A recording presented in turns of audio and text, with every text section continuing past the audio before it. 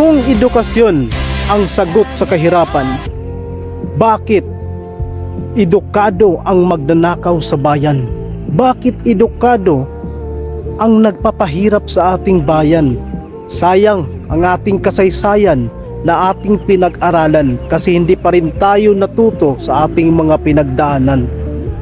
Ika nga, ang dami pa rin mga traidor ng ating lipunan. Mas inauna ang kanilang sarili kaysa kapakanan ng bayan. Wala na yung salitang bayan muna bago ang sarili.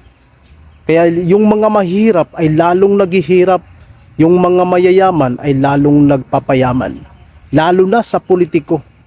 Bakit tumatakbo ka pa ng politiko? Para lang tumutulong sa iyong kapwa. Hindi ba pwede na tumulong ka sa iyong kapwa kahit hindi ka isang politiko?